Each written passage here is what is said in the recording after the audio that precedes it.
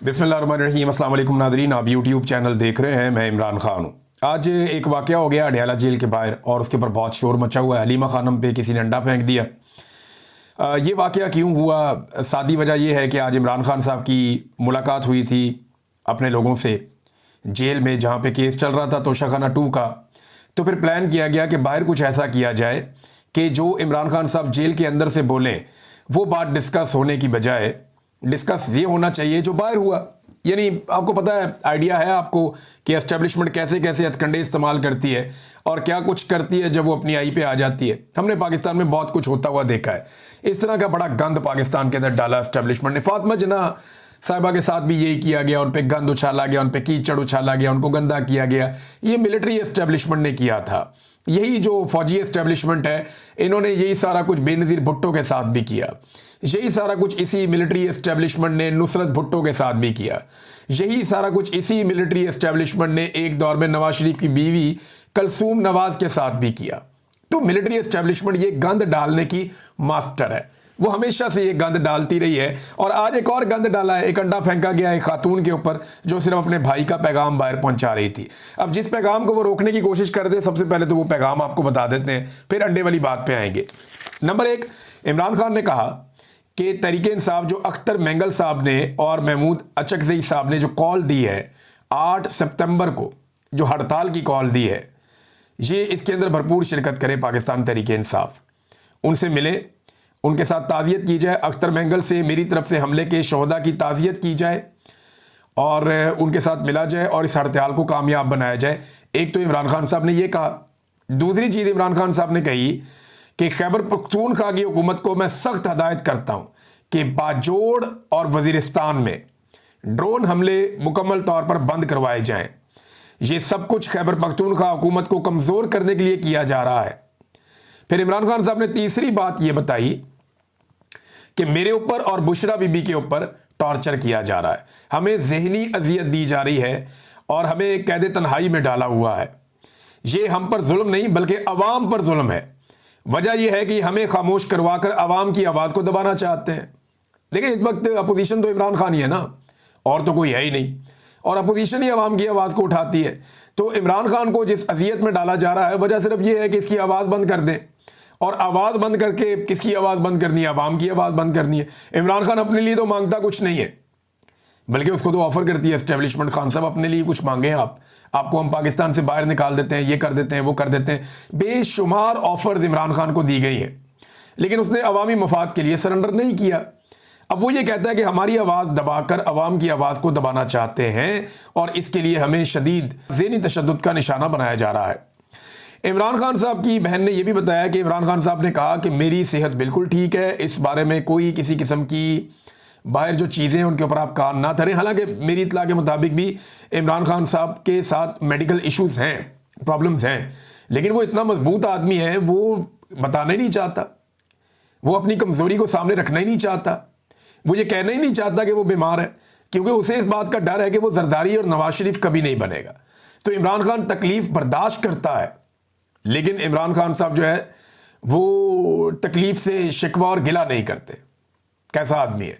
कौम के लिए जो है वो दर्द बर्दाश्त कर रहा है, लेकिन वो ये नहीं बता रहा कि मुझे दर्द हो रहा है या मुझे तकलीफ़ हो रही है, और वो उसको बर्दाश्त कर रहा है सिर्फ इसलिए कि लोग उसे कमज़ोर ना समझें या उसके लोग कमज़ोर ना पड़ जाएं, या वो बुज़दिलों की सफ़ में जाकर खड़ा ना हो जाए जहाँ पे नवाज शरीफ और जरदारी वगैरह हमेशा से खड़े रहते हैं।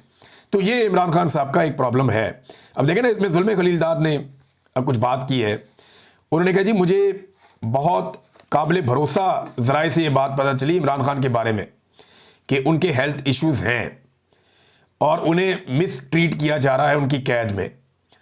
उन्होंने कहा जी कि मुझे ऐसी रिपोर्ट्स हैं कि उन्हें अब्यूज़ किया जा रहा है, यानी ऐसा खुराक दी जा रही है जिसमें इंसुलिन है ताकि उन्हें हार्ट अटैक आ जाए। यानी ऐसा कुछ इमरान खान साहब की खुराक में दिया जा रहा है जिससे ये कोशिश की जाए बकौल जुल्म खलीलजाद के कि इमरान खान साहब को शायद उससे हार्ट अटैक आ जाए, जुल्म खलीलजाद के बकौल।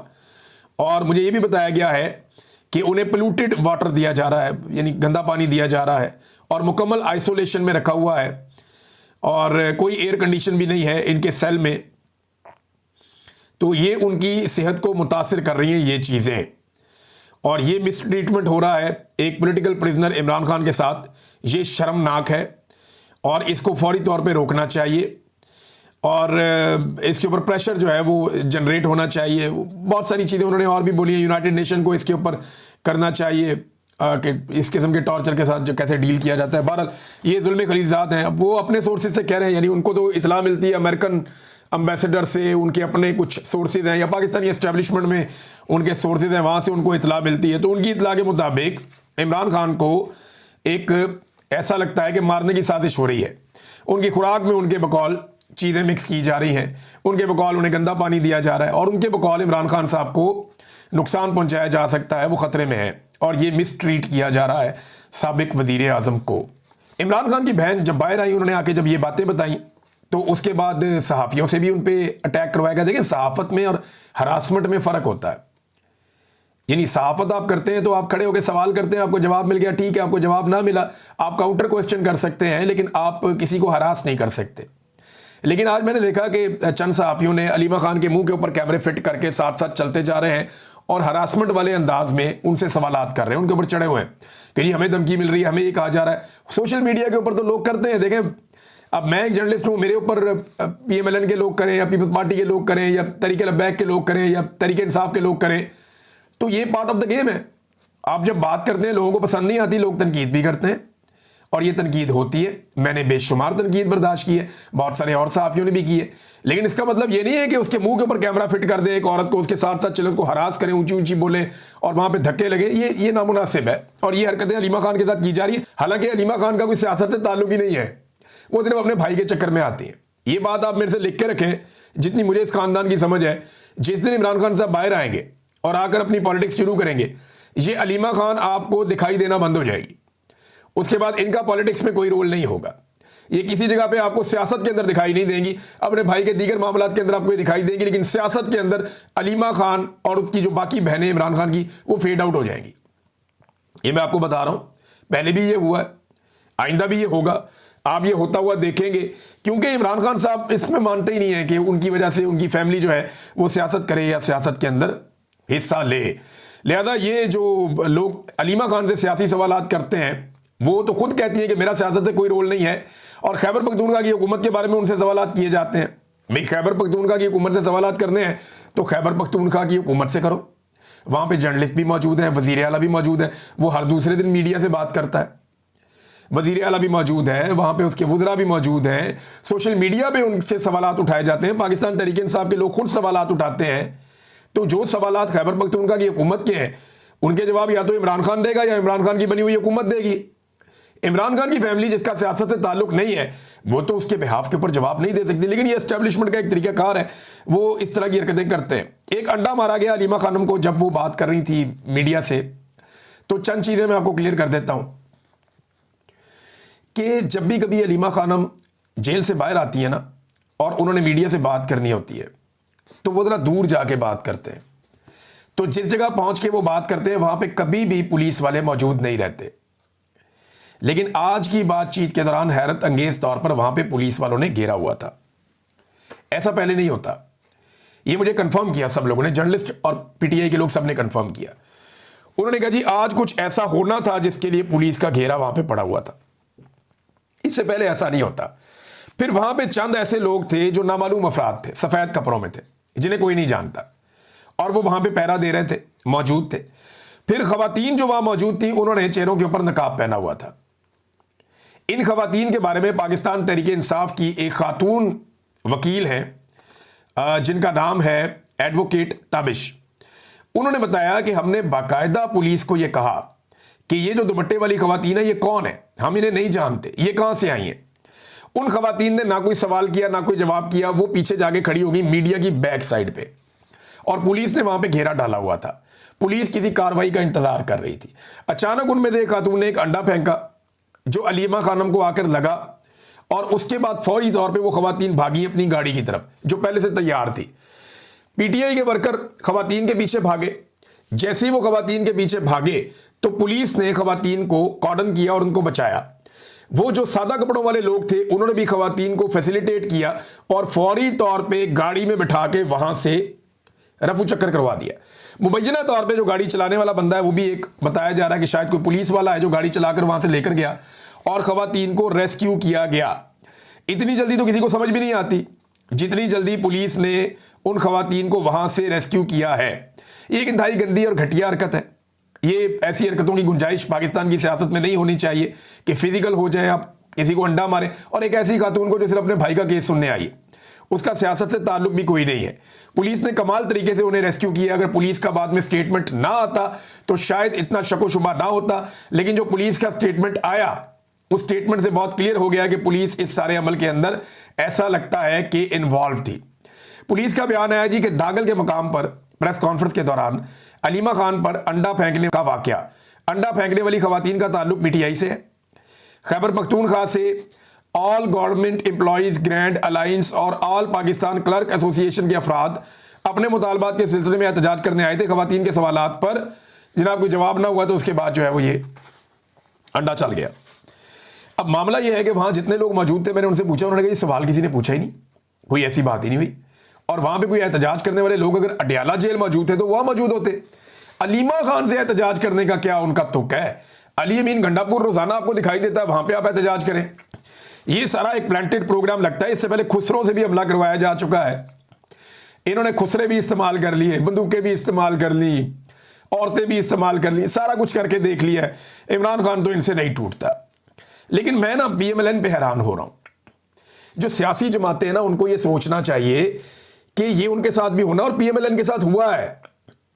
ये जो वजीर दाखिला बराए मुमलिकत हैं तलाल चौधरी, उन्होंने उल्टा ये कह दिया कि जनाब ये तो पहले PTI ने कल्चर मुतारफ करवाया जनाब। उन्होंने ये इल्ज़ाम लगा दिया कि ये जो स्याही वाला, जूते वाला, हमले वाला और ये सारी चीज़ों वाला, अंडे वाला, ये PTI ने।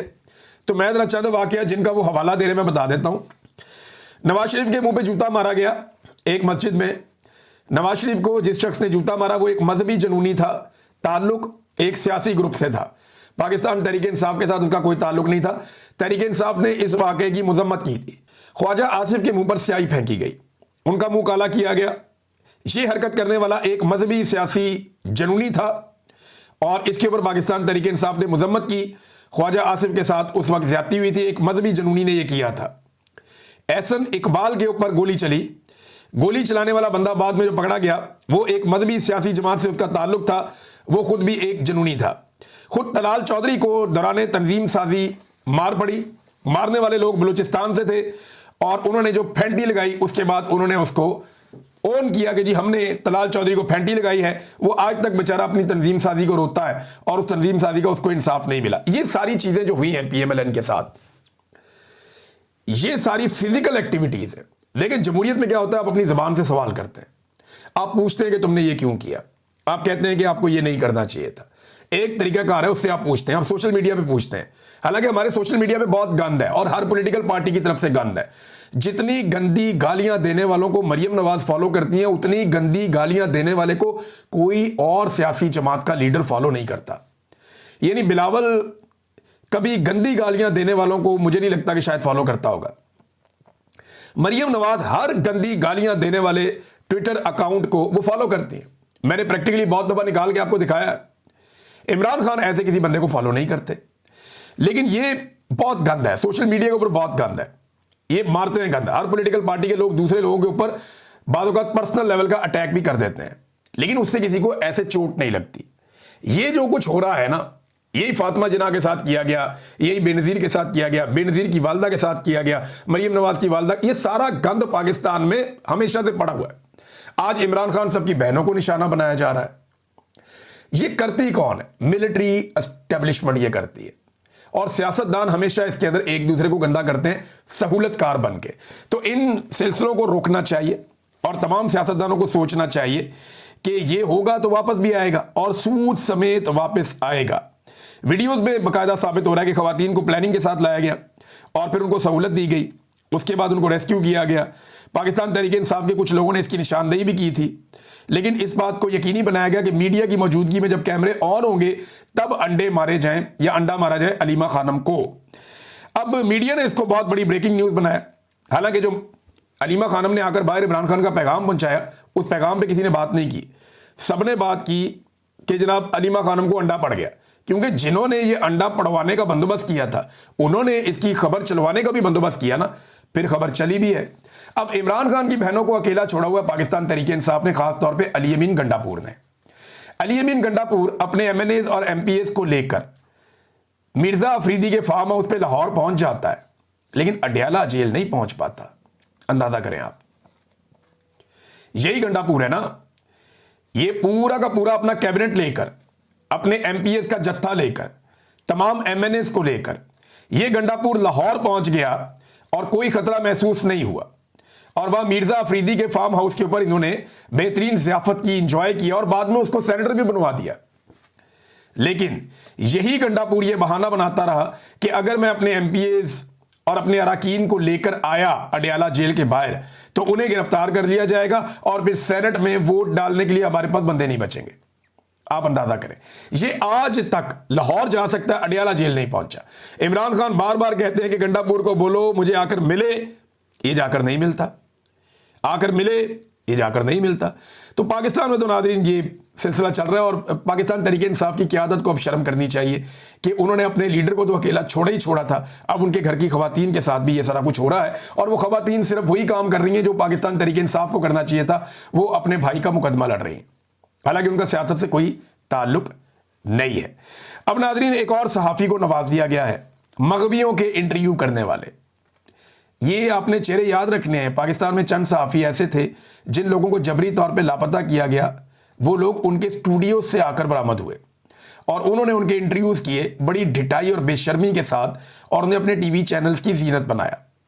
तो एक और सहाफ़ी को नवाज दिया गया, उसको पीटीवी में नौकरी मिल गई है। तो ये भी एक नेक्स्ट लेवल है सहाफ़त का जो इन लोगों ने किया है, और बड़ा अनफॉर्चुनेट है, बहुत अनफॉर्चुनेट है। नाज़रीन महंगाई बहुत तेज़ी से बढ़ी है और उसकी वजह है सैलाब। लेकिन इससे पहले भी हुकूमत ने कोई झंडे नहीं गाड़े हुए थे पाकिस्तान के अंदर चीज़ों की कीमतों के हवाले से। बिजली हो, गैस हो, पेट्रोल हो, अशिया खुर्दोनोश हो, तमाम चीज़ों की कीमत पहले ही बहुत बढ़ गई थी। लेकिन अब 23 अशिया की कीमतें बहुत तेज़ी से बढ़ी हैं सैलाब आने के बाद। सब्जियों की कीमतें बढ़ रही हैं, चारे की कीमत बहुत बढ़ गई है, दूध आपके लिए नायाब हो जाएगा आने वाले दिनों में। उसकी वजह यह है कि ये वो सारे एरियाज हैं जहाँ पे बेशुमार वो जानवर पलते हैं, जहाँ पे दूध की प्रोडक्शन होती है। और ये दूध जो है वो नेस्ले या बाकी कंपनियां बड़ी बड़ी पाकिस्तान के अंदर मुख्तलिफ हलीब वाले, ये सारे वहाँ से दूध इकट्ठा करते हैं, उसको पेस्चराइज करते हैं और उसकी पैकिंग करते हैं और मार्केट में लेकर आते हैं। तो आपको पैक दूध के अंदर भी मुश्किलात पेश आएंगी, आपको खुला दूध जो है वो भी खालिस नहीं मिलेगा आने वाले दिनों में। तो ये एक बड़ा इशू रहेगा पंजाब पूरे के अंदर, हत्ता कि पाकिस्तान के बाकी इलाकों में भी ये इशू रहेगा। महंगाई बढ़ती जा रही है, आटे की पाकिस्तान में किल्लत होना शुरू हो गई है।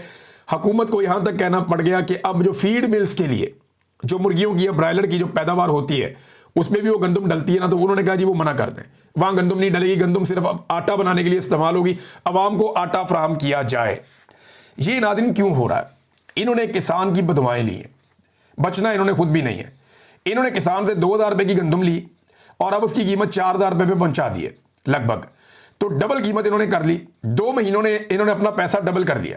लेकिन उसके बाद अब ये बचते नहीं हैं, क्योंकि बहुत सारे लोगों की गंदम खराब हुई है, किसान की गंदम खराब हुई है, आम आदमी के ऊपर बहुत फर्क पड़ेगा।